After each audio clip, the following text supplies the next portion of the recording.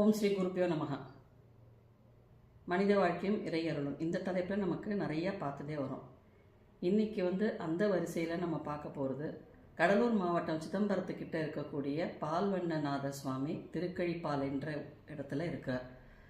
இந்த கோவிலோட மகிமை என்ன அப்படின்னா, கபில முனிவர் ஒரு தடவை நிறைய சிவஸ்தலத்தை பூஜை பண்ணிகிட்டே வந்தாராம். இந்த இடத்துக்கு வந்தபோது இந்த இடம் ஃபுல்லாக வில்வவனமாக இருந்ததுதான்.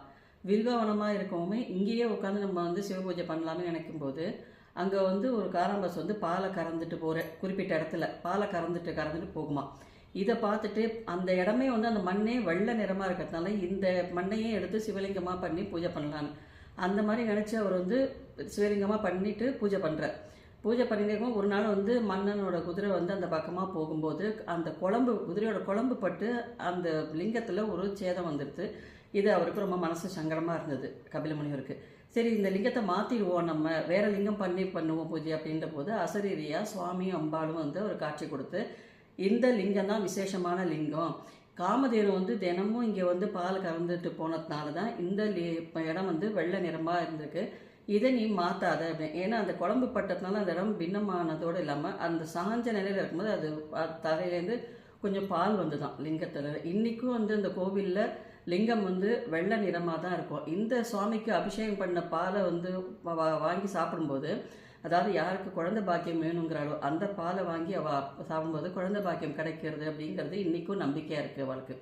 இந்த மாதிரி பல தரப்பட்ட அதாவது நிறைய விசேஷமான பலன்களை தரக்கூடியதாக அப்போ சுவாமி அம்பாலும் இவருக்கு சொன்னாலாம், இந்த காமதேனு பால் கறந்து இதில் நீ பண்ண இப்போ லிங்கனால இந்த லிங்கத்தை வணங்குறவா எல்லாருக்கும் பூஜை பண்ணுறவா எல்லாருக்குமே சகல சௌபாக்கியமும் சகல செல்வங்களும் கிடைக்கும் அப்படிங்கிறத நிரூபிச்சிருக்கா. இன்னைக்கு உறுதியாக நம்பப்படுறது. இன்னைக்கு பல பேர் அந்த ஸ்தலத்துக்கு போயிட்டு பல நன்மைகளை அடையிறா. அப்பர், சம்பந்த, சுந்தரர், அருணகிரிநாதர் இவாளால் பாடல் பெற்ற ஸ்தலம் தான் இந்த திருக்கழிப்பாலை. பால்வண்ணநாதர் சுவாமி, அம்பாள் வேதநாயகி. இந்த ஸ்தலத்துக்கு பைரவ ஸ்தலம்னு சொல்லுவா. என்னென்ன சாதாரண பைரவர் நாய் வாகனத்தோடு இருப்பார். இங்கே பைரவர் இந்த கபால இதோட இருக்கிறதுனால இந்த ஸ்தலத்துக்கே அதாவது காசிக்கு போயிட்டு பைரவரை என்ன தரிசனம் பண்ணால் என்ன பண்ணணும் அந்த பலன் அந்த புண்ணியமும் பலனும் இந்த ஸ்தலத்தை இந்த பைரவ தரிசனம் பண்ணும்போது கிடைக்கும் அப்படிங்கிறது தான் இங்கே ஐதீகமாக இருக்குது. இன்றைக்கும் இது ஏன் நம்ம சொல்கிறோன்னு, அந்த ஸ்தலத்துலேயும் சரி அந்த சுற்றி வட்டம் இருக்கிறவா எல்லாராலையும் போக முடியுமான்றது அடுத்தது. இந்த சுற்றி வட்டம் இருக்கிறவாளுக்கு இந்த சுவாமியோட மகிமையே தெரியாமல் இருக்கும். இப்போ நம்ம எடுத்து சொல்லும்போது இவா ஒரு தடவை போயிட்டு வரும்போது அவளுக்கு பல நன்மைகளும் பல சிறப்பான சௌக்கியம் நடக்கும்போது இவளுக்கு அது நம்பப்படும். நமக்கும் நிறைய சிவனை தரிசனம் பண்ணக்கூடிய ஒரு பாக்கியம் கிடைக்கும். அந்த இதில் தான் இன்றைக்கி சொல்லியிருக்கோம்.